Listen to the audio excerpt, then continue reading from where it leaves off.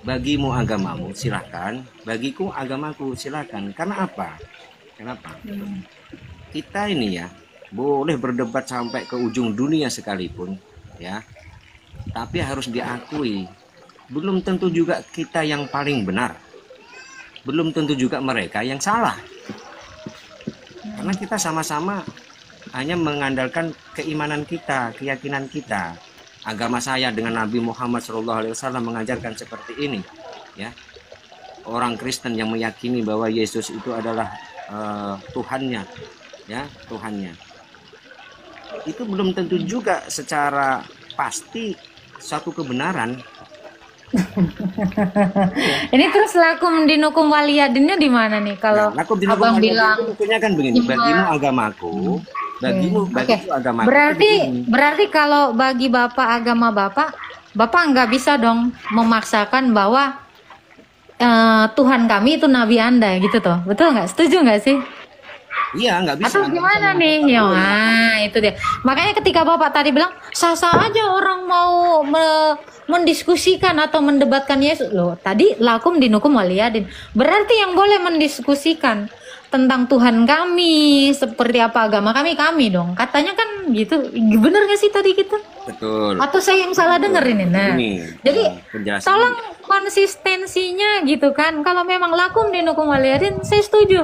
Saya menghargai itu dalam iman Anda. Makanya saya sangat sekali menyuarakan lakum dinukum waliyadin. Siapapun yang mau kami tuhankan, secara undang-undang dasar pun mengatakan kebebasan memeluk suatu agama itu dilindungi gitu. Kalau dilindungi, ya biarkan kami toleransi dong. Kan toleransi itu membiarkan juga salah satunya.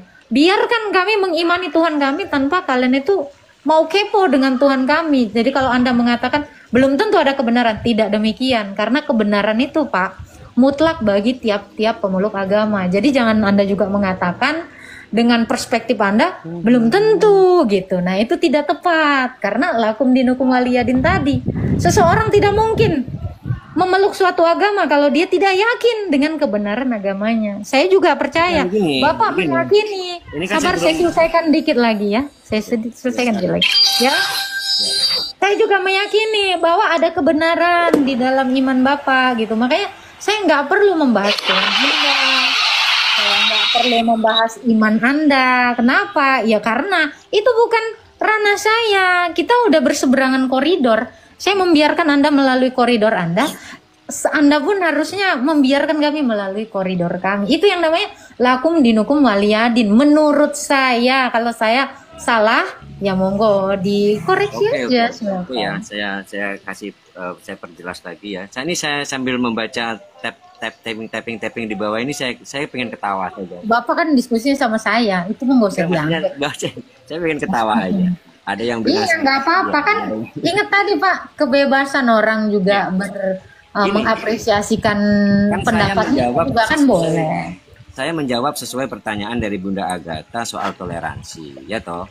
Toleransi, apakah di agama Islam ada toleransi? Justru agama Islam ini sangat toleransi, ya kan. Nah, terus kemudian Bunda menjawab bagaimana kalau dengan ustadz-ustadz yang maaf di TikTok juga ini saya banyak lihat itu yang saling hujat ya, saling menyalah-nyalahkan. Sebetulnya kalau itu tergantung perspektif masing-masing. Perspektif masing-masing dalam arti begini, kan tadi sudah saya bilangkan, ada yang berdakwah ini dengan punya metode masing-masing. Ada yang metode dengan pendekatan secara persuasif, ada yang secara frontal, ada. Di dalam Islam juga ada aliran-aliran yang keras ya, yang sama-sama kalau tidak sesuai dengan apa yang diyakini oleh mereka dianggap halal darahnya lah, walaupun sesama muslim juga ada yang model seperti itu. Artinya kan begini, saya bukan takiyah ya, tolong ya yang tapping kalau saya ini takiyah, maaf ya, saya bukan orang Syiah, saya orang Sunni ya, saya bukan takiyah, tetapi saya menjelaskan berdasarkan fondasi di dalam Islam yang dikatakan bahwa bagi orang kafir cukup katakan lakum dinukum waliyadin. Artinya janganlah kita mengusik atau merecoki, mengganggu istilahnya apa ya, ibadah ritual agama yang kami kerjakan dan juga yang mereka kerjakan. Kita nggak boleh saling usik. Itu toleransi yang diajarkan dalam Islam. Nggak boleh saling usik. Bahkan Di dalam Al-Quran juga dikatakan bahwa kita untuk jangan menghina Tuhan-Tuhan mereka, ya. Itu saja ada dikatakan seperti itu. Cuman yaitu tadi kembali ke metode dakwah, ada yang istilahnya ini ingin menyampaikan bahwa oh Islam itu begini loh, tetapi dengan mementahkan Bible ya kalau orang Kristen ya, dengan mementahkan apa yang tertulis di dalam Bible ya. Contohnya banyak sekali contoh, nggak perlu saya sebut. Berarti abang udah nyebrang dong, berarti iya, abang udah masuk ke ranah orang Kristen dong kalau kayak gitu. Nah makanya ibarat itu kata gini bang, ibarat kata gini, saya kalau mau muji diri saya, mau memberitakan tentang diri saya hanya cukup membahas diri saya nggak harus untuk saya terlihat cantik, saya nggak harus ngata-ngatain, oh maaf Pak Pak Salsabila ini hitam gini, kan nggak perlu ya Pak ya, betul nggak sih? Karena masing-masing sesuai dengan porsi dirinya gitu loh, kata Bapak tadi kan gitu kan. Ya lakum dinukum waliyadin, bagiku agamaku, bagimu kok ngerecokin agamaku, kan nggak betul ya toh? Ini kan jatuhnya gitu. Kalau memang Bapak mau dakwah itu kan dikatakan juga di dalam kitab kalian itu kan nggak boleh juga kan nyenggol-nyenggol sebelah. Janganlah kamu menghina sesembahan orang supaya sesembahan nggak dihina. Berarti jangan, kan udah dilarang itu. Saya tahu juga itu ayatnya sih Pak. Ya, jadi jangan coba-coba Anda mau menyatakan Anda ganteng dengan mengatakan si netizen di bawah ini jelek, ya itu namanya nggak benar. Silakan. Saya tidak pernah merasa lebih baik dari siapapun. Justru saya merasa saya paling hina di dunia ini. Kalau saya pribadi, maaf, saya bukan sok-sokan, sok suci. Itu tadi adalah analogi, Pak. Contoh gitu. Jadi kalau Anda mau dakwah memang iman Anda, ya dakwahkanlah iman Anda. Nggak perlu juga Anda menginjak orang lain untuk menaikkan diri Anda, kan gitu kan? Nggak pernah ada yang namanya mawar, maki-maki melati supaya mawar ini terlihat cantik. Nggak ada itu istilah gitu, ya kan? Nah, gitu maksud saya. Saya setuju. Jangan karena kita ini pengen tenar terus kita menjatuhkan orang lain, ya nggak boleh juga seperti itu. Dan itu tidak ada juga di ajaran kami, tidak ada juga. Bahkan di dalam agama kami Rasulullah saja pernah berfirman ya, bersabda bahwa tidak sempurna keimanan seseorang ya apabila dia masih melukai perasaan orang lain dengan lisan dan tingkah lakunya. Berarti keimanan kami ini belum sempurna kalau masih ada orang yang tersakiti oleh perkataan dan tingkah laku kami gitu. Itu di dalam Islam, ajaran Rasulullah ini ya. Jadi saya makanya gini Bunda Agatha, oke lah kalau ingin membandingkan ya, kalau memang membandingkan ya boleh saja, tapi ya tidak perlu juga harus dengan cacian, dengan hinaan. Diskusi ringan saja, diskusi santai kan, diskusi ringan. Oh ini misalkan di dalam Yohanes sekian bunyinya, ya kan? Ini tolong bagaimana penjelasannya? Kan bisa seperti itu, tidak harus sambil meledek, sambil menghina. Itu kan ya nggak enak juga, gitu kan? Nah sementara Saya setuju dengan Bapak, dan saya tuh apresiasi andai semua umat Islam kayak Bapak ini ya. Pola tingkah lakunya ini saya apresiasi Bapak ini, dan harusnya memang banyak orang mencontoh Pak Sabili ini. Saya sangat apresiasi, dan saya memang mengharapkan yang seperti Bapak ini. Tapi saya curiga Pak, yang Bapak ini sebenarnya yang Islam KTP ini jangan-jangan. Kenapa Pak? Ada yang minta on cam, oke saya on cam. Saya tunjukkan. Oh iya silakan. Nih teman-teman, nah silakan ya. Nih Pak Sabili ini kalau nggak salah pernah naik ya ke sini ya? Belum. Oh belum, mirip mungkin ya. Di roomnya Bunda Mihana, ya saya 2 kali naik di roomnya Bunda Mihana. Tapi keren sih Bapak ini, pasti dididik sangat baik oleh guru agamanya, dididik sangat-sangat baik oleh keluarganya, karena memang bagus gitu, narasinya itu bagus ya. Saya juga mengharapkan yang seperti Pak Sabili inilah banyak ya. Kalau saya kan begini Bunda Agatha ya, saya selalu ingat betul ya apa yang pernah saya dengar bahwa ada perkataan yang begini, soal agama, soal keimanan jangan diperdebatkan. Karena apa? Kalau salah satu dari mereka itu tidak kuat imannya, ya, tidak punya hati yang luas dan pikiran wawasan yang luas, nanti timbulnya berantem. Betul, betul, betul. Timbulnya Setuju, berantem, setuju. gitu. Jadi kita buat apa berantem hanya gara-gara keimanan? Buat apa?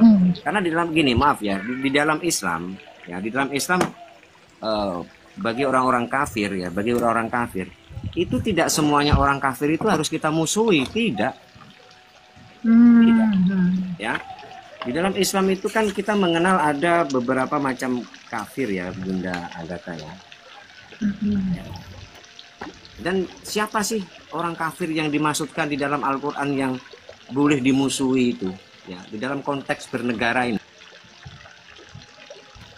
dalam konteks bernegara Republik Indonesia ini, ya, kan ada kafir itu macamnya, ada kafir harbi ya, kafir zimmi, kafir mu'ahad, dan kafir musta'man ya. Jadi siapa yang boleh diperangi itu dari keempat golongan kafir ini? Dari 4 golongan kafir ini yang boleh diperangi itu adalah, yang boleh dimusuhi adalah kafir harbi. Kenapa dia boleh diperangi? Karena jenis golongan kafir inilah kafir yang jelas-jelas memusuhi Islam. Jelas-jelas memerangi Islam maksud saya. Nah, itu yang boleh kita lawan. Tetapi dalam konteks bernegara Republik Indonesia ini kan ada 3 jenis kafir lagi ya. 3 jenis macam kafir yang paling terdekat adalah kafir zimmi. Kafir zimmi ini apa? Kafir yang hidup di bawah perlindungan negara Islam, maksudnya di bawah perlindungan negara Islam, dan dia membayar pajak, dalam arti membayar upeti. Orang kafirnya ini membayar upeti kepada penguasa negara Islam, itu dilindungi, itu nggak boleh kita perangi. Kemudian ada kafir mu'ahad. Kafir mu'ahad itu adalah kafir yang memiliki perjanjian perdamaian, dengan orang-orang Muslim. Ya. Dan yang ketiga, yang keempat yang terakhir adalah kafir musta'man, ya, kafir yang diberikan jaminan keamanan. Nah, sementara sekarang saya tanya, apakah di Indonesia ini konteksnya, adakah kafir dari ketiga golongan itu, keempat golongan itu yang memerangi secara terang-terangan? Apakah ada? Saya tanya dulu, jawab dengan jujur. Belum tahu sih saya, Pak. Saya nggak ngelihat secara keseluruhan. Bukan, kan banyak juga di berita-berita internet, misalkan di apa yang misalkan dia berperang atas nama agama, mengatasnamakan agama, misalkan contoh nih ya, contoh saja, misalkan orang Kristen datang memerangi orang Islam. Nah, ini bagi orang Islam, yang kafir yang begini ini yang boleh kita lawan, yang harus kita, yang istilahnya halal darahnya tuh ya yang ini. Kemarin nih ada Pak di Sukabumi tuh orang Kristen nggak ngapa-ngapain ya kan, cuman retreat doang, tiba-tiba salibnya diturunin, dipatahin gitu, terus anak-anaknya tuh kayak dibikin trauma gitu kan, mobil digedor-gedor. Nah itu yang mana yang kafir ini sebenarnya? Orang Kristennya atau yang mana nih Pak? Bukan, kalau istilah kafir itu kan hanya bagi istilah dalam Islam ya. Dibilang kafir ini kan dari kata kufur. Kufur itu mengingkari atau menolak. Siapa yang diingkari? Mengingkari adanya Allah ya. Makanya dibilang kafir. Kalau orang Kristen tentu istilahnya bukan kafir terhadap kami. Entah mungkin punya istilah yang lain kan. Kafir itu istilah bagi kami, bagi orang non muslim. Ya, karena dia kufur kepada Allah. Kalau melihat kisah kejadian di Sukabumi, sebetulnya ini kan bukan ranah saya ya, karena saya juga tidak tahu kejadian yang pasti itu seperti apa, saya tidak tahu. Udah ada yang pasti tuh, sampai Kang Deddy juga klarifikasi tuh gimana menurut? Iya, maksudnya saya pribadi kan nggak tahu secara pasti, cuman mendengar di berita-berita saja. Tetapi melihat hal itu kan ada banyak kemungkinan ya, bukan berarti saya membenarkan orang-orang Islam, tidak, tetapi ada asap ya, tidak mungkin ada asap itu kalau nggak ada apinya. Iya, mungkin orang Kristennya berisik kali ya Pak ya. Kan, Iya. Orang bisa siapa tahu memang yang retreat itu berisik pakai toa mungkin ya Pak ya. Sebentar. Iya, mohon maaf ya, memang kayaknya orang yang salah emang iya ini. Dan kalau sepengetahuan saya sih begini ya, banyak kasus banyak kasus yang dibahas di internet yang saya baca itu ya, di berita-berita itu. Kebanyakan kasus-kasus seperti itu tuh biasanya berkenaan dengan perizinan biasanya, entah itu benar atau Itu enggak. kan disewa, itu kan villa seseorang disewa untuk retreat, untuk rehabilitasi mental anak-anak, udah diklarifikasi itu kan. Itu mungkin ya kayaknya hotelnya memang ya harusnya ngasih uang dong sama sekitar. Gimana? Saya kira juga gitu Pak. Ini pasti hotelnya ini main nggak permisi pasti itu berarti kan sombong ini beda hotelnya. cerita, Saya sih kan? curiganya gitu. Cerita ya kan? Iya. Beda cerita kalau itu. Makanya saya bilang semua itu pasti ada sebabnya. Pasti ada sebabnya. Entah itu soal mungkin perizinan, karena setahu saya kalau Ini kan misalkan- villa orang dipakai sehari Pak, bukan masalah izin nggak izin. Itu bukan rumah ibadah. iya, Retreat makanya itu cuma 1 hari. Ya. Apakah orang mau berdoa pun begini loh, izin dulu biasanya- gitu Pak? biasanya itu kalau rumah ibadah itu kan memang butuh izin khusus untuk Itu bukan rumah ibadah Pak, udah dibilang itu villa pribadi. Masa iya orang yang punya rumah pribadi pasang salib pun di di gereja. Saya juga bingung gitu. ya, itu juga Gimana, kan gimana? gini. Mm-mm. Kan gini, kalau kembali ya, kalau masalah perizinan nih, kalau yang dibahas itu masalah perizinan, Bukan, nggak ada misalkan, masalah itu. misalkan, Nggak, yang saya tanya nih kasus yang orang kan lagi retreat ya. Retreat itu kayak penyembuhan mental orang-orang Kristen Minum kopi ya. boleh? Dia kayak komunitas. Boleh, silakan. Nah, itu kan lagi kayak gitu dan itu disewa sama bapak yang punya itu, diizinkan gitu karena yang punya villa. Nah, itu sebenarnya ada beberapa kali ya, ada juga yang anak kos lagi doa novena. Ya kali berdoa boleh izin makanya dulu. itu tadi. Bunda, Iya. saya tidak berani komentar banyak karena saya tidak tahu persis bagaimana kejadian dan apa ya penyebab yang sebetulnya saya kan tidak tahu persis, kecuali kalau saya tahu persis saya baru berani komentar. Saya no comment soal itu ya. Memang yang kalau saya sih bisa mengambil kesimpulan begini ya, kalau misalkan diadakan mediasi terlebih dahulu kan bisa ya diambil. Orang nyewa villa itu memang harus mediasi ya Pak ya? Bukan, maksudnya begini. Oh, gimana yang nih? nyewa harusnya kan misalkan kan Enggak, tidak itu ngomong udah sering, sama. Pak. Itu udah Bapak. sering. Kenapa? Waalaikumsalam Udah warahmatullahi udah sering dibilangin. Apanya tuh? Udah sering dibilangin apa Udah nih? sering dibilangin itu. Udah berapa kali dibilangin. Oh, Ya, boleh makanya ditanya, kalau boleh lagi Bang kegiatan Riko. kayak gitu itu udah sering Silakan. dibilangin. Makanya gitu Kegiatan kan tadi apa saya tuh? bilang Bang Riko, saya kan Bentar bilang Bang tidak tahu. Sabila, ini mungkin Bang Riko punya info. Itu Abang kegiatan Bapak yang kan- kayak gimana? kegiatan yang kakak bilang itu retreat itu udah setiap hari, setiap minggu. Setiap minggu, jadi nggak udah boleh pernah gitu. sering dibilangin, Oke. enggak diiniin, enggak diindahin. Oh, Nah, jadi itu kan kalau melakukan orang keramaian. retreat setiap minggu nggak boleh ya Pak? Kegiatan untuk keramaian. Oh, emangnya di luar ya Pak ya? Gimana? Di luar emang keramaiannya di luar apa di dalam villanya itu ya Pak ya? Saya kalau boleh tahu. Iya. Mengganggu- Orang kan nggak kira-kira tahu nih mengganggu- di dalam mengganggu itu ada enggak? apa. Oh, kan dikatakan Enggak, Pak. retreat Ini, masa Pak. ada. Kalau misalkan ada Iya, Mbak sekarang kalau misalkan nggak tahu nih di dalam ada keramaian nih di rumah Mbak misalkan ada keramaian, terus di dalam itu dia ngapain aja kan nggak tahu. Orang-orang di luar kan, kalau misalkan nggak ada izin, kan begitu. Apalagi udah rutin Apa setiap kalau minggu. ketika saya mengundang orang Ya, harus keluarga saya, dicari mungkin tahu orang- lah. Oh, enggak, misal saya mengundang orang-orang gereja ke rumah saya izin dulu gitu Pak. Iya. Enggak, Mbak sebelumnya tahu nggak yang ada kejadian di apa? Jadi kalau misalnya kalau yang ada orang pesta misalnya, gay, bentar, Mbak tahu. bentar. Gini Bentar, Kak, Bang. Mbak tahu Kalau nggak ada waktu orang pesta melakukan gay itu pengajian, di puncak? sabar. Kalau misalnya ada pengajian gitu di rumah-rumah masing-masing, itu izin nggak sih? Pertanyaan saya. Misal ada pengajian di rumah saya, terus besok di pengajiannya nanti kan berulang lagi, balik lagi saya. Itu izin biasanya, Bang? Izin ya? Oh iya Bang, makasih Bang. Izin. Izin. Izin. Izin. Oh iya, izin iya. Siap, siap Bang Riko, emang izin. Emang ini memang orang Kristennya ya. Besok-besok orang Kristen tuh nafas itu minimal izin lah. Kalian ini. Iya. Mbak itu Minimal kan besok tahu. kalau mau ke Mbak gereja. tahu nggak kalau misalkan saudara berita datang. ada berita Ya teman-teman di bawah ya 1.400 Iya. orang. Kalau ada keluarga Sekarang, Mbak. kalian, sabar Bang Riko, sabar. Jadi teman-teman 1.400 orang ini saya himbau nih daripada kasus yang sama terjadi berulang ya. Jadi kalau misalnya kalian mau ngundang gereja kalian ke rumah kalian, izin ya teman-teman ya.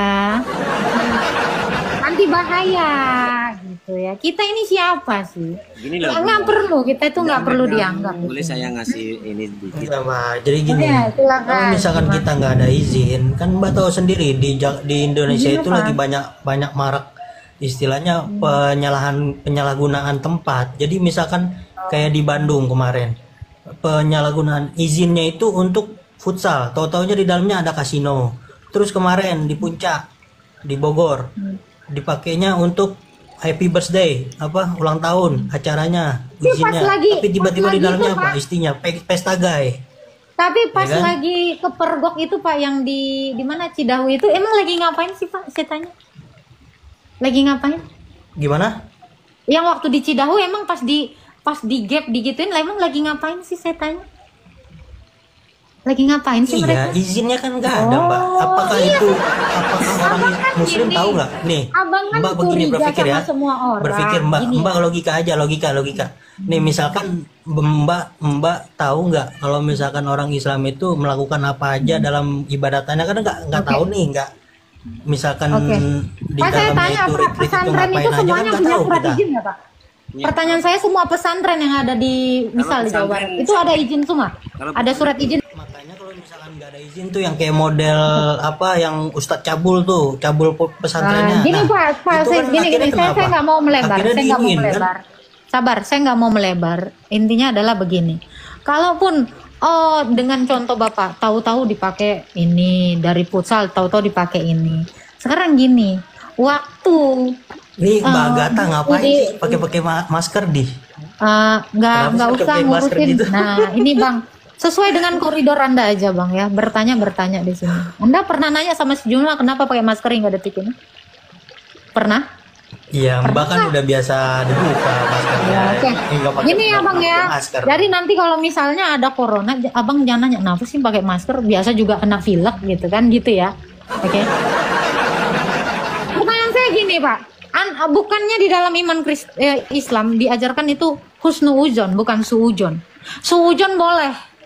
Suudzon boleh, tapi utamakan husnuudzon. Iya, kan begitu. sudah aku bilang tadi Mbak, Belum selesai ini dulu, itu Pak. udah hampir setiap minggu Bisa- Mbak, setiap bisa- minggu. bisa saya setiap selesai minggu dulu? itu berarti kan udah rutin. Bisa Kalau saya rutin itu selesaikan kan berarti dulu? kan harusnya kan ada izin. Oke, Anda data dari mana? Boleh saya tahu datanya dari mana? Tiap minggu memang dilakukan itu di tempat yang sama, silakan. Ada datanya nggak? Lah kan udah dibilangin kemarin ada konferensi persnya dari Mulyadi. Apa itu Pak? Boleh dikeluarin. Dibilang datanya. kalau itu Silakan, udah silakan. pernah. Silakan. Iya di berita itu Tiap udah minggu pernah, ya. udah pernah ada di beritanya. Ya silakan sajikan datanya. Kata Anda tiap minggu gitu. Dan itu pun memang mereka nggak ngapa-ngapain, cuman retreat. Silakan aja buktiin aja. Silakan. Nggak apa-apa Bang, di sini mah Bang, nggak usah modal congor di sini ya. Di sini kita menghargai setiap pendapat orang, tapi bisa nggak pendapatnya ini pun berbasis data, bukan asal nyeletuk kayak nggak jelas gitu. Bisa? Anda bisa tunjukin datanya yang memang udah tiap minggu itu. Bentar. Selama berlangsung berapa tahun itu? Pertanyaan saya, berlangsung berapa tahun itu? Setiap minggu itu Bang? Boleh, silakan datanya nggak apa-apa di sini mah biar enak gitu kan. Gimana? Punya data? Silakan. Ntar dulu, makanya saya cari dulu. Oke, silakan, nggak apa-apa.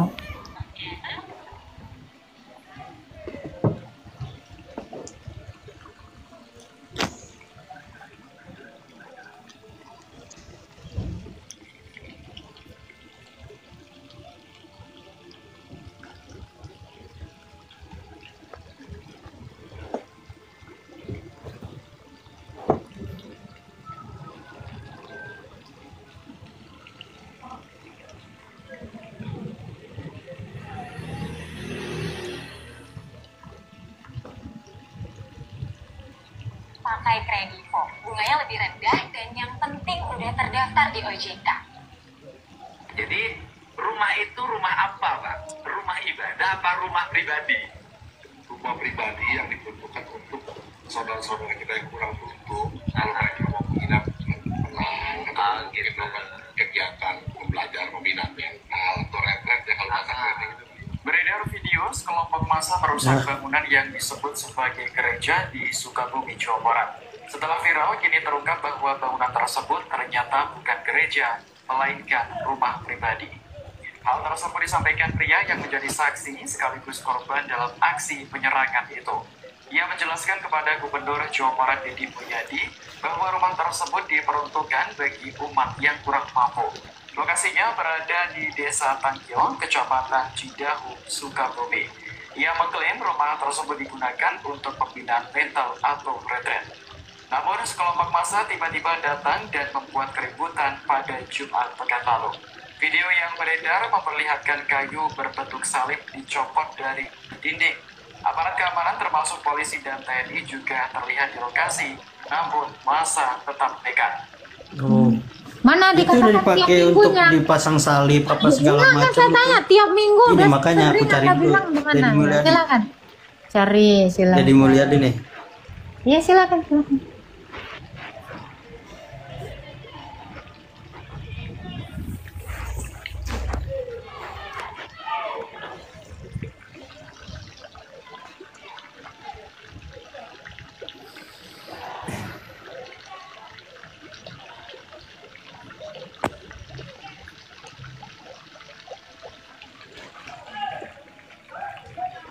Saya pakai device satu doang soalnya agak susah jadinya.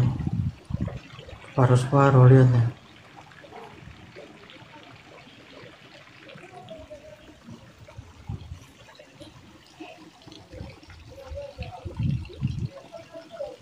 Ya teman-teman yang di bawah, retreat itu umumnya dilakukan berapa kali dalam seminggu sih? Kalau saya boleh tahu, atau dalam setahun atau dalam sebulan itu berapa kali sih? Ini untuk teman-teman yang pernah retreat ya. Karena yang saya tahu itu setahun sekali gitu ya. Ini tiap minggu ya. Kalau Oke, informasi oke. yang pernah saya baca ya, informasi yang pernah saya baca itu kejadiannya sih begini. Dulu rumah itu kan asalnya kan beralih-alih fungsi. Asalnya bukan rumah tinggal. Pertama itu buat produksi pemipiran jagung, kemudian jadi tempat peternakan juga, sempat jadi tempat peternakan, dan kemudian akhirnya menjadi tempat tinggal itu kan, jadi rumah tinggal. Nah di sini dulu yang pernah saya baca di Detik itu dulu pernah kejadian mereka mengadakan misa. Nah pertama Terus sekali. nggak boleh gitu. Nah terus Nggak boleh. kan gini, Terus nggak boleh gitu. nggak ada izin dengan. Itu kan dikatakan tadi Pak, villa ya Pak, villa. Pak, kalau orang punya villa disewakan, mau ngapain aja terserah, bukannya gitu ya Pak? Itu kenapa Pak? Diamanin aja sih Pak di daerah Puncak Bogor sana kan? itu karena ini villa. Karena Mau begini loh, tahu, Bunda. itu Dengerin dulu bahkan ya. untuk Ya. digunakan untuk hal yang positif. Sabar. Itu digunakan untuk hal positif, kalian marah. Tapi kalau villa diadakan untuk hal yang negatif, kalian kayaknya santai ya. Begini loh. Ya. Udah Iya, orang misa pun nggak boleh sekarang ya.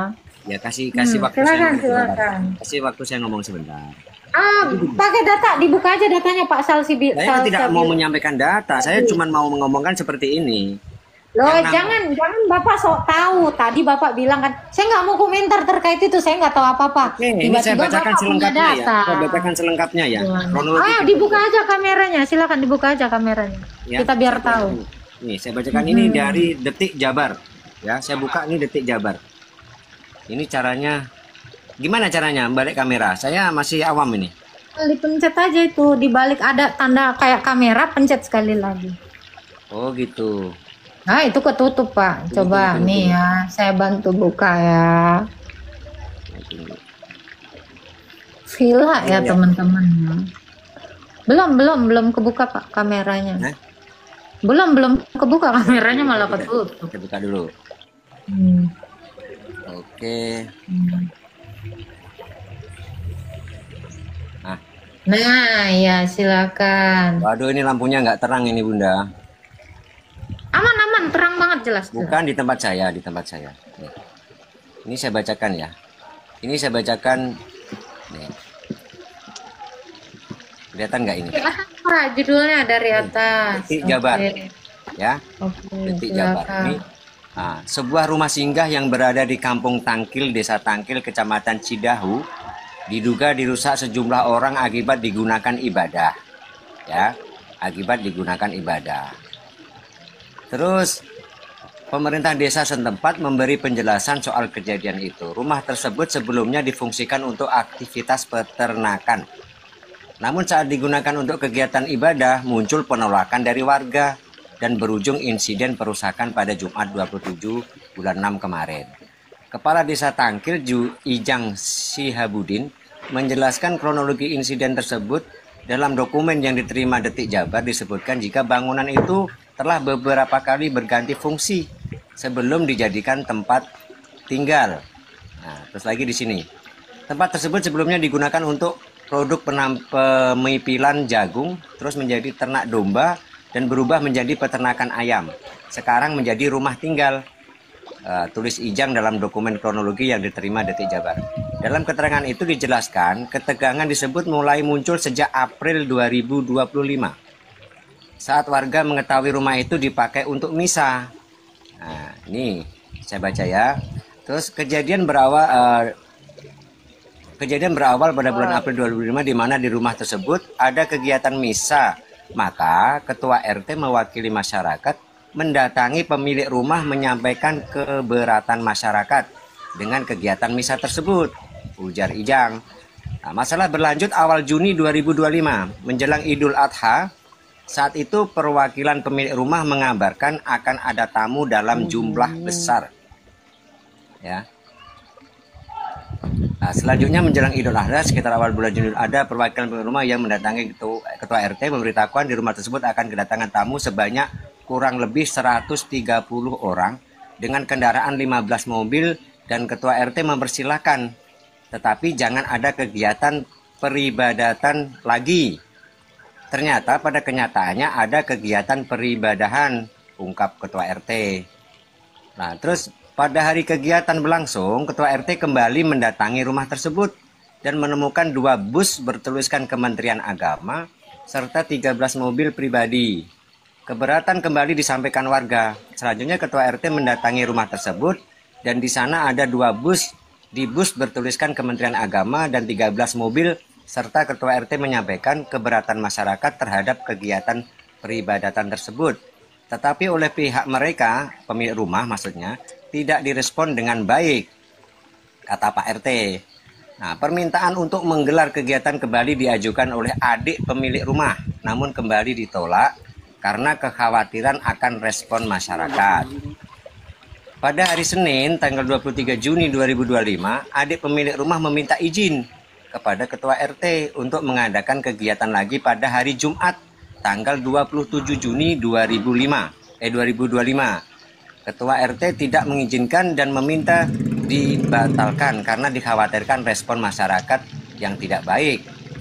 Namun kegiatan kembali berlangsung pada 27 Juni. Laporan warga masuk ke pemerintah desa disertai video dan tim Forkopimcam turun ke lokasi bersama kepala desa, ketua MUI dan ketua RT. Pada hari Jumat tanggal 27 Juni ada laporan ke aparat bahwa di rumah tinggal tersebut ada kegiatan peribadatan dan video kegiatan peribadatan di rumah tinggal tersebut. Maka pada hari itu juga pukul 10 WIB, Forkopimcam dan Kades Tangkil, ketua MUI serta ketua RT mendatangi rumah tersebut untuk memediasi. Ternyata adik pemilik rumah tetap mempertahankan argumentasinya dan tidak ada titik temu. Selanjutnya pertemuan tersebut tidak berlanjut karena akan melaksanakan sholat Jumat. Itu tertulisnya seperti itu. Setelah mediasi tidak membuahkan hasil, Forkopimcam dan pemerintah desa bersepakat untuk menyusun surat teguran. Forkopimcam, ketua MUI dan kepala desa Tangkil bersepakat rencana akan membuat surat teguran tertulis terhadap pemilik rumah tersebut. Namun pada sore harinya situasi berubah. Insiden terjadi sekitar pukul 14.00 WIB. Pada pukul 14.00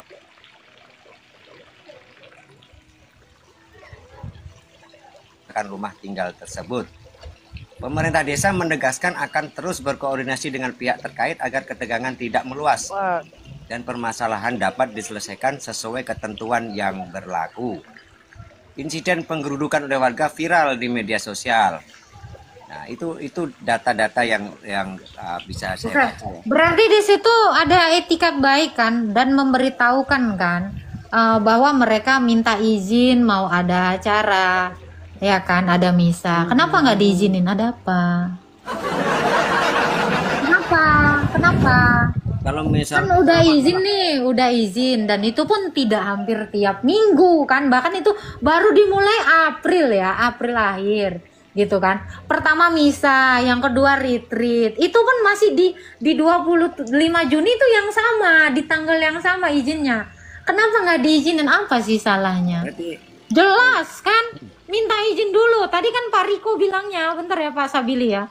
Pak Riko bilangnya, takutnya ya minta izin futsal, tahu-taunya ada ini gitu kan. Ini jelas, kegiatannya pas diinin pun juga jelas gitu, izin lagi. Dan itu minta izinnya berkali-kali. Ada apa sih sebenarnya? Ya kan? Minta izin berkali-kali, kenapa tidak diizinkan? Apakah orang gitu dilarang? Bukannya yang saya tahu menurut undang-undang dasar saja ya, orang memeluk agama itu dilindungi, beribadah pun dilindungi. Pertanyaan saya gini Pak, kalau ada orang sholat id sampai ke rumah-rumah warga, emang ini izin? Ini banyak kasusnya Pak, saya sering Pak. Bahkan saya depan rumah saya juga pernah gitu kan. Bahkan ini sampai ke jalanan, ini sampai ditutup jalan gitu. Ini gimana ibadah kayak gini? Orang Kristen tadi toleransi ya, kita bicara toleransi ya. Ini ada nggak sih izinnya kayak gitu? Ini jalan umum loh sebenarnya. Tapi ya it's okay lah ya. Kami kan minoritas, kami bukan siapa-siapa. Yang ingat ya tadi ya Pak, intinya ya Pak Sabili ya, itu cuman hanya beberapa. Pertama misa, yang kedua retreat, yang kedua ini minta izinnya susah sekali, berkali-kali minta izin nggak direkrut, katanya tiap minggu. Mulainya kan baru akhir April kemarin gitu ya. Ini dalam kurun waktu retreat itu memang cuma setahun sekali, yang satu misa. Ada salib, rumah saya juga ada salib. Kalau ketimbang palang salib saya besar, bisa saya tunjukkan. Tapi apakah saya harus izin dulu dengan demikian? Ada apa sih sebenarnya? Kalau nggak suka ya memang susah ya. Gini ya, berat gini ya, kalau itu kalau menurut pendapat saya, menurut hemat saya, begini. Terkadang kan ada satu daerah itu yang memang maaf, yang seperti saya bilang tadi itu, Islam sendiri itu terdiri dari banyak golongan ya. Islam sendiri itu terjadi banyak golongan, karena di Islam sudah dijelaskan, Rasulullah sudah bersabda bahwa Islam itu akan terpecah menjadi 73 golongan. Seperti yang saya bilang tadi ya, ada yang daerahnya itu ekstrim, ada yang bergaris keras, ada yang toleran tinggi, ada yang santai-santai saja gitu kan.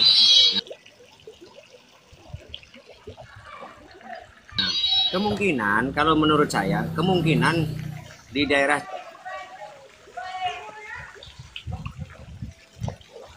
yang tempat kejadian itu mungkin orang-orangnya memang pemahaman keimanan dia itu mungkin agak merasa terusik dengan peribadatan yang dilakukan oleh dari pihak Kristen tadi itu, apalagi dengan kata-kata tadi di situ dibawahkan bahwa sudah minta izin tapi tidak dikasih. Nah, kalau warga kan begini, Pak RT misalkan saya RT nih, saya bilang gini, itu sudah saya tegur ketika ada orang datang ke saya. Iya, itu sudah saya tegur, sudah tidak saya kasih izin, tapi nggak tahu kenapa kok tetap melaksanakan. Secara otomatis kalau orang itu mendengar seperti itu, awalnya sudah tidak boleh, minta izin tidak dikasih, kok tetap melakukan acara, kan orang pasti muncul emosinya. Mungkin nggak Pak, rumah pribadi saya minta izin sama orang gitu, logikanya gitu loh. Ini penasaran saya adalah gitu, ini kan villa pribadi orang, bukan yang namanya kayak lapangan umum, mungkin boleh lah ya izin dulu gitu.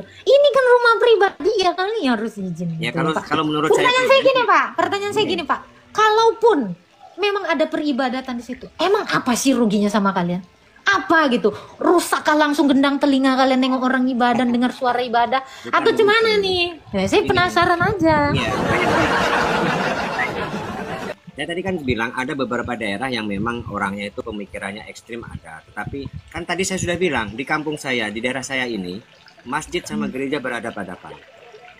Saya nggak mau, kita nggak usah berretorika itu tadi. Saya Makanya itu kan saya bilang berarti di sana itu orangnya ekstrim. Pertanyaan saya gini terhadap umat Islam. Saya tanya gini, apakah kalian itu terlalu jijik mengizinkan kami ibadah? Apa sih dalam hati kalian gitu? Sampai Kalau kalian saya, Mbak, segitunya. kalau saya Kami, pribadi nih, Bang, Mbak. bentar Bang. Kalian kalau boleh bertanya kepada kami terganggu nggak ya dengan suara toa 5 kali sehari yang sampai radiusnya tuh berapa jaraknya itu? Kalian pernah nanya nggak sih itu ke kami? Kami keberatan atau enggak? Kalian pernah nggak nanya itu? Saya tanya kalian. Ini kalian juga mau ibadah Kalau kan saya, konteksnya? kalau Mbak nanya ke saya nih, Mbak, Gini bentar, sebelum Bang Riko dan Pak Sabila, tolong berpikir netral dulu. Saya tanya dulu Anda. Siapa Ya. Bunda Agatha? Dari awal saya Ya. masih narasi tadi itu mengedepankan toleransi nggak? Maksud saya gini, oke, itu hanya kata-kata Anda, tapi pada faktanya Hanya kata-kata. nih, Kamu loh, datang itu ke rumah kata-kata saya. Anda. Kamu Pertanyaan saya secara faktual ya Pak ya, yang benar-benar ini terjadi. Pernah nggak sih kalian itu bertanya kepada kami gitu? Kalian merasa terganggu nggak sih suara toa kami ini 5 kali sehari loh? ya Jejeritan kalau dan kayak gitu juga dalam- Mbak, di Sabar, Bang luar Riko, misalkan yang sabar. mayoritasnya Kristen juga sama aja Mbak. Sabar. Ini kan Anda tadi kan orang ibadah dilarang. Apa alasannya sampai detik ini nggak tahu saya. Apakah terlalu berisik? Itu karena nggak diizinkan itu karena di situ itu lebih banyak Muslim daripada Kristen. Ini dengar Pak, kenapa nggak diizinin? Pertanyaan saya itu Pak. Riko. Itu Kenapa karena orang ibadah nggak takutnya diizinin? ada. Kenapa? Karena takutnya ada kayak gitu. Ada. Saya tanya itu. Ya, Ini, kenapa nggak diizinin? Kata. Di situ Kalian itu pernah nggak minta izin? mayoritas Muslim Mbak. Sabar, lu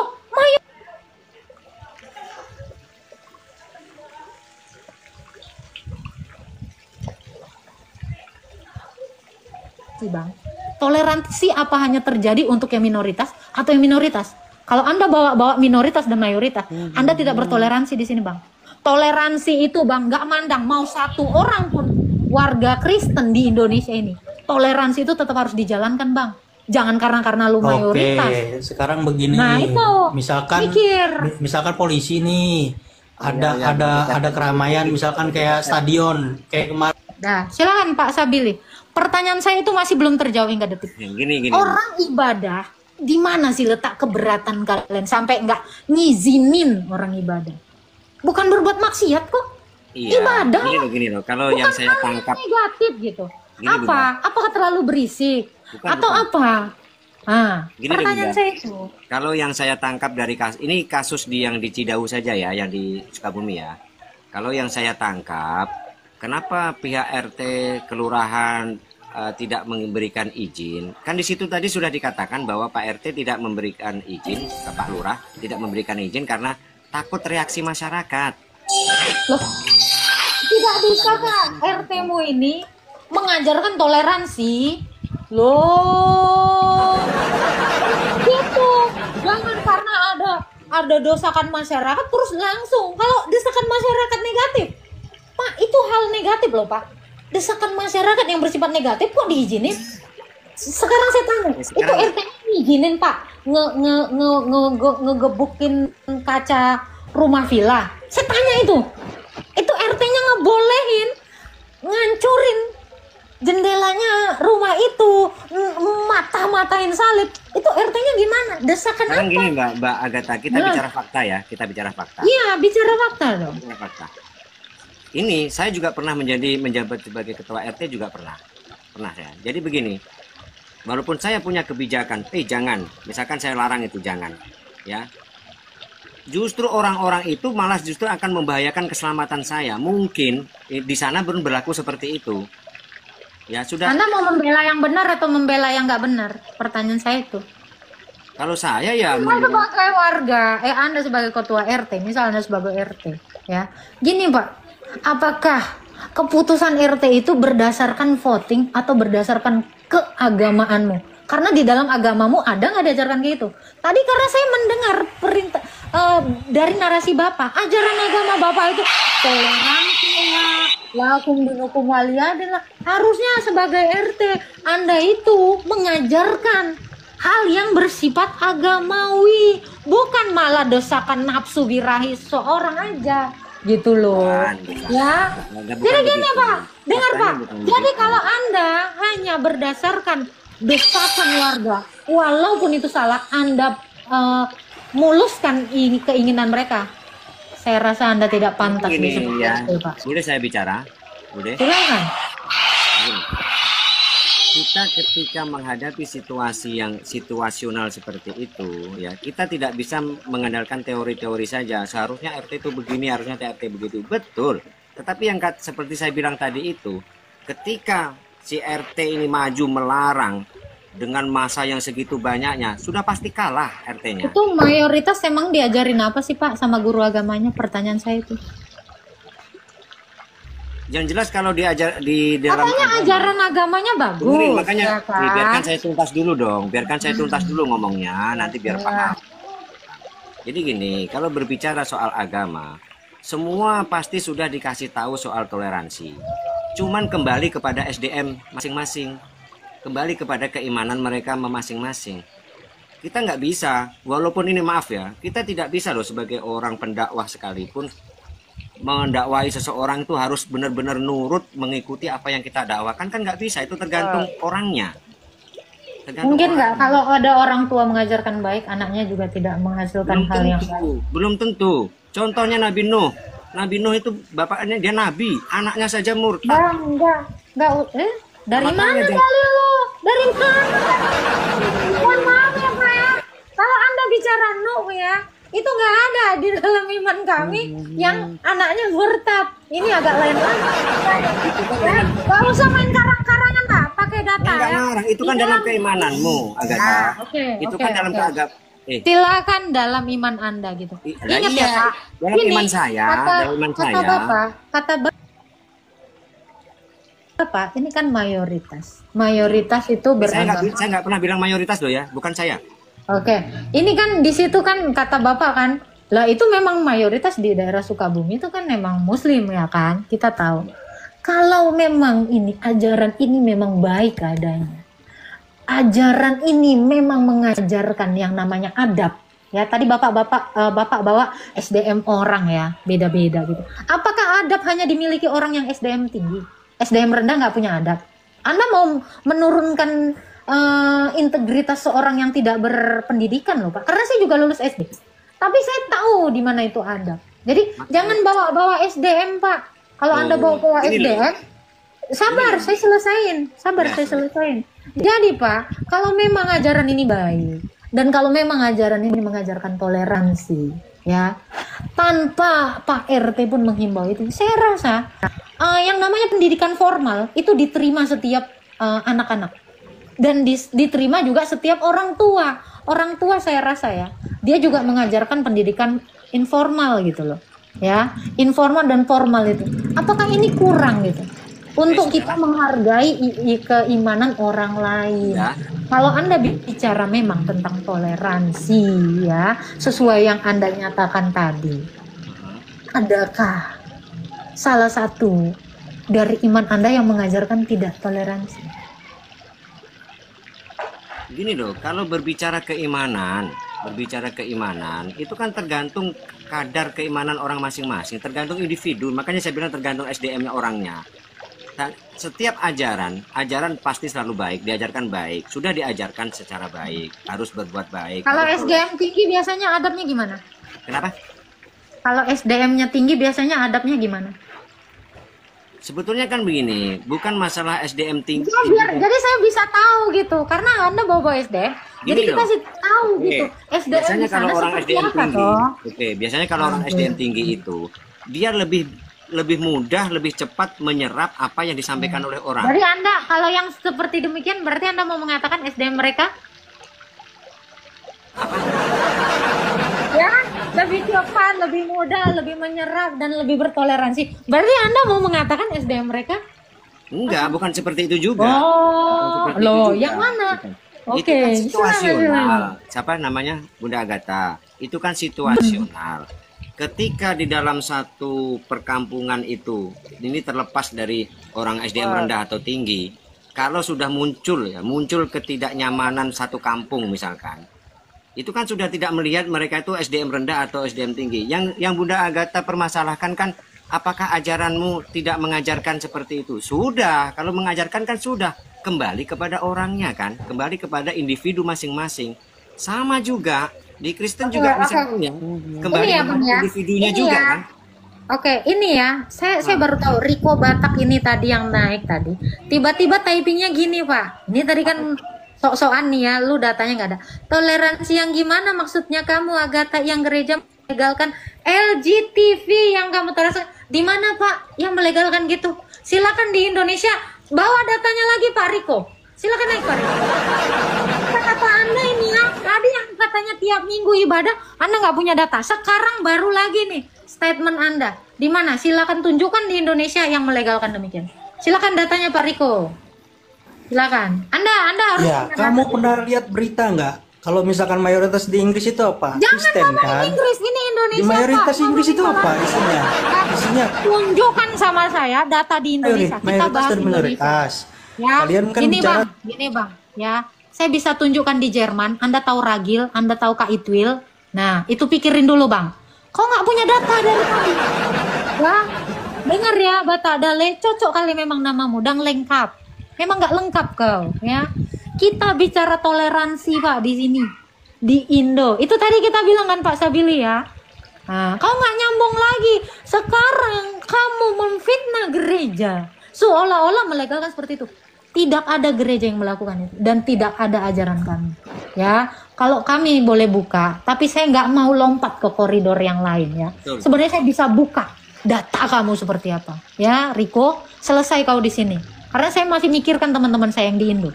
Ya, selesai kamu. Kalau saya ini nanti selesai. Bisa aja saya gas kamu, tapi saya nggak mau ke situ. Oke? Karena yang saya pandang Bapak ini, kamu memang mungkin bukan Jadi, bagian dari orang yang SDM tinggi menurut Ini Bapak loh, ini. saya tuh SDM selalu kamu rendah sayang. Saya selalu menekankan kepada setiap lawan bicara saya atau mungkin teman-teman saya ya. Ketika kita berdiskusi, usahakanlah supaya tidak keluar dari koridor. Apa yang kita bahas ya cukup itu saja lah. Jangan melebar kemana-mana. Nanti kalau melebar kemana-mana berantem jadinya. Berantem. Makanya kita gini kan diskusi ya kan, diskusi.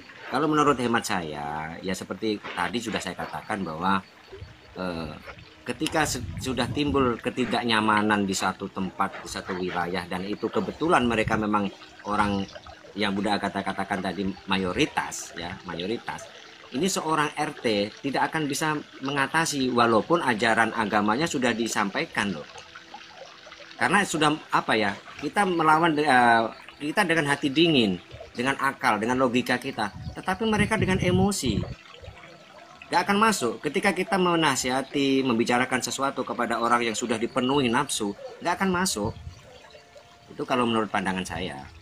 Setuju tuh Pak. Memang makanya saya bilang adab itu di mana-mana apa ya, di atas dari akal. Saya ngelihat banyak orang berakal, banyak yang SDM-nya tinggi tapi tidak beradab. Contoh Riko yang tadi, nggak ada adabnya, nggak adabnya, nggak ada ilmu, nggak ada data lagi. Ini saya lebih miris lagi daripada ini. Jadi kita nggak usah lari-lari dan nggak usah lompat-lompat ya. Makanya itu yang menjadi pertanyaan saya. Atas dasar apa orang-orang di Sukabumi sana mendesak tidak boleh beribadah? Itu masih sama pertanyaan saya. Apa alasan mereka mendesak tidak boleh ibadah? Apa sih? Itu sebetulnya gini Bunda Agatha, yang bisa menjawab itu ya orang sana sendiri. Adakah ajaran, saya tanya, adakah ajaran bahwa orang Islam lokal nggak ada ajarannya? Makanya saya bilang mereka tidak punya alasan yang kuat mendesak orang untuk tidak boleh beribadah. Nah itu ya, kalau memang tidak ada ajarannya ya silakan, nggak apa-apa. Tapi masa iya orang beribadah dilarang? Ini kan logikanya orang ibadah itu ya malah dibolehin. Ini kok malah nggak dibolehin. Makanya ini kalau Gimana? menurut hemat saya, ini hanya sebetulnya itu apa ya? Dibilang miskomunikasi juga bisa. Miskomunikasi Kalau itu miskomunikasi dikatakan dari tadi minta izin kok. ya. Minta izin, berkali-kali Sekarang minta gini, izin dan nggak dikasih izin. Gini Bunda Agatha, mungkin saya juga belum tahu secara pasti. Mungkin mereka yang di sana itu kan beranggapan bahwa setiap kegiatan keagamaan itu dianggap peribadatan, ibadah. Setiap kegiatan keagamaan dianggapnya itu ibadah, ya kan? Padahal kalau memang itu yang jadi acuan, ya, yang jadi acuan memang di dalam rumah ibadah ini memang ada aturan khusus bagi rumah-rumah yang dijadikan tempat peribadatan, memang ada aturan khusus itu, seperti itu. Nah, jadi mereka mungkin kan ini retreat itu apa, misa itu apa, kemungkinan mereka anggap itu semua lah. Semua kegiatan itu dianggapnya itu ibadah utamanya orang-orang apa namanya yang dilakukan di Cidahu itu tadi. Cidahu apa mana tadi lah, pokoknya daerah sana lah, Sukabumi, ya kan. Kemungkinan kan seperti itu. Jadi Ya, Undang-Undang Dasar 45 ya, pasal 28E ayat 1 dikatakan ini ya. Setiap orang bebas mengeluh agama dan beribadat menurut agamanya, memilih pendidikan dan pengajaran, memilih pekerjaan, memilih kewargaan, memilih tempat tinggal di wilayah negara, dan meninggalkannya berhak kembali. Ini, dan dikatakan di pasal 2-nya, negara menjamin kemerdekaan tiap-tiap penduduk untuk memeluk agamanya masing-masing dan untuk beribadah menurut agamanya dan kepercayaannya. Ini dilindungin, ini ada undang-undangnya. saya sudah tahu, Bunda. Kenapa orang-orang diizinkan kok beribadah, kenapa dilarang? Ini yang sampai detik ini, tanyakanlah pada hati dan jiwa kalian, kenapa orang beribadah harus dijahilin gitu? Apa sih yang dalam diri kalian? Atau kalian pengen itu kami tuh musnah semua dari muka bumi ini? Atau cemana? Saya mau tahu gitu loh. Kalau saya sih Kenapa sering sekali gini apa ya? Sering sekali ya. iya. Persekusi itu beberapa kali saya pernah baca. Ada orang doa novena, ada tiba-tiba lagi ibadah bawa benda tajam itu perempuan, ada bawa ransel. Ini kenapa sih pada kayak gini? Mendirikan gereja dihalang-halangi. Apa sih? Kenapa sih? Kan toleransi. Kenapa kita nggak bisa menghargai? Apakah iman kalian tergerus kalau adanya didirikan gereja? Apakah iman kalian tergerus kalau ada orang Kristen beribadah? Kan tidak. Kami pun menghargai kalian. Saya orang Kristen, Pak. Dengar 5 kali sehari, nggak kurang.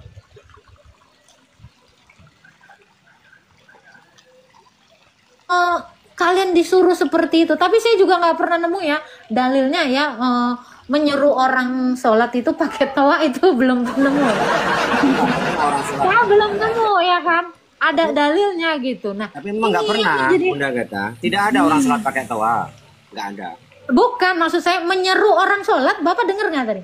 Ya, saya juga nggak pernah nemu dalilnya menyeru orang sholat pakai toa. Itu Memang saya tidak. juga nggak dapet Memang di tidak dalam ada. kitabnya Secara diajarin. dalil tidak ada. Nah, oke. Maksud saya adalah begini, apakah saya pernah gitu kan? Begini. Kan tidak gitu. Iman saya itu nggak akan langsung tiba-tiba kurang dengar itu. Nggak lantas saya ini. Terus kenapa gitu? Kamu tidak enjoy dengan agamamu gitu loh. Harus sekali demikian. Sampai detik ini Pak masih miris gitu loh. Dan satu hal lagi ya, yang saya nemu typing gini Pak. Ini kita bicara ini aja ya, fakta aja ya. Nah, kalau mau dijawab boleh, tidak gitu. Stop menuhankan manusia. Astaga Tuhan, dalam hati saya.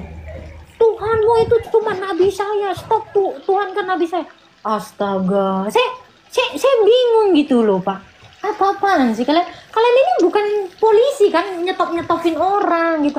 Please deh, dengan cara kalian seperti ini, dunia ini akan memandang kurangnya kalian itu menghargai orang lain, makin menunjukkan ya, kami nggak perlu nyari-nyari kesalahan kalian ya, seperti yang Bapak bilang, ada orang debat nyari-nyari kesalahan, kami nggak perlu nunjukkan, kalian sendiri dengan terang-terangan di mata kami menunjukkan ketidaksukaan kalian terhadap Tuhan saya, terhadap iman saya, terhadap ibadah saya, padahal kalian tidak tahu apa-apa tentang iman saya sedikit pun. Udah saya bilang, berkali-kali saya bilang, saya 3 tahun Pak, saya kasih tahu, kami menyembah Allah, bukan manusianya Yesus. Keilahian di dalam Yesus lah yang kami sembah. Oh Tuhanmu berkolor, Tuhanmu begini. Please, nggak usah bersama-sama. Kalian itu udah body shaming gitu loh. Kalian udah nggak toleransi, body shaming. Kenapa kalian tidak bahagia dengan iman kalian? Saya masih miris sampai detik ini, Pak. Tahu nggak Bapak? Saya beberapa minggu terakhir ini live ya Pak ya. Tiba-tiba datang. Si mukanya sama kayak rasulnya Paulus. Oh, doer. Tuhanmu begini, Tuhan begini. Saya gini ya. Saya bukan sedih. Saya makin bangga dengan iman saya. Keren kali memang. Tuhan menunjukkan akhlak tiap orang itu seperti ini. Ya, saya nggak pernah miris dan saya nggak pernah rendah hati. Dan kasus pun yang ada di Cidahu sana, saya malah bertepuk tangan Pak. Kenapa? Tanpa perlu saya berbicara tentang iman kalian, akhlak kalian yang beragama, kalian sudah menunjukkan sendiri kualitas kalian. Pernah berpikir nggak? Kalian sedang mempermalukan diri kalian. Bukan mempermalukan iman saya, bukan mempermalukan Tuhan saya. Tidak, saya nggak merasa malu, saya bangga. Makanya dari kemarin saya bilang, stop orang Kristen, lapor-lapor nggak usah, sedih nggak usah, kok saya miris begini, nggak usah. Orang Tuhan kita udah bilang, kamu akan dibenci oleh sebab namaku. Dunia memang tidak suka hal yang sifatnya kebenaran, dan itu terbukti. Apa yang dikatakan Tuhan saya makin dalam gitu loh. Saya makin percaya sama Tuhan Yesus bahwa benarlah kata Tuhan Yesus ini. Ya, tanpa kami perlu menunjukkan siapa kalian sudah menunjukkan wajah kalian seperti apa. Gitu. Jadi untuk kalian yang mengolok-ngolok saya di sini, ngata-ngatain saya apapun tentang Tuhan saya, kalian tahu itu kemenangan iman saya ketika saya diam. Orang Kristen menang ketika kami diam. Orang Kristen menang ketika kami mengampuni kalian. Orang Kristen menang ketika kami mendoakan kalian atas kejoliman kalian terhadap iman kami. Bapak tahu? Itulah kemenangan iman kami. Iman kami tak terkalahkan oleh hasutan-hasutan iblis. Jangan marah sama saya. Saya nggak tahu apa-apa loh. Bukan, saya nggak marah. Saya cuma ngasih tahu teman-teman yang 2.300 orang di sini. Kita menang. Tahu nggak? Ketika kamu diam, kita menang. Ya. Ya, saya kasih tahu ke kalian ya. Jadi jangan, ayo begini polisi kan begini. Jangan kata saya. Jangan teman-teman. Kita sedang memenangkan pertandingan hidup kita. Inilah pertandingan hidup yang sesungguhnya. Ketika kamu diam, ketika kamu berdoa, ketika kamu dalam tangisanmu kamu mengampuni orang. Saya katakan orang Kristen luar biasa. Saya katakan kalian adalah umat pemenang sesungguhnya. Ya, jadi jangan pernah berkecil hati. Biarkan mereka mau apapun melakukan kehendak mereka. Karena kita tidak perlu capek-capek untuk memberitakan seperti apa dunia ini kejamnya terhadap kita. Kita sudah lihat sendiri. Itu dari saya Pak. Ya, kan dan kalian juga yang non Kristen di sini ya, kalian harusnya juga belajar dari sini. Ya, iman tak terkalahkan itu artinya adalah kami tidak jatuh dalam dosa. Berusaha untuk tidak jatuh dalam emosi, itulah kemenangan sesungguhnya. Karena musuh kami Pak, musuh kami adalah amarah kami, musuh kami adalah dendam, musuh kami itu adalah provokasi, musuh kami itu adalah kekerasan. Kami tidak membiarkan tangan kami menjadi instrumen dosa. Itu kemenangan sejati iman Kristen Pak. Ya, buat saya berterima kasih Pak Sabili, semoga sehat selalu. Saya suka dengan Bapak dan saya apresiasi. Ya, Bapak adalah orang yang berkenan, saya tahu.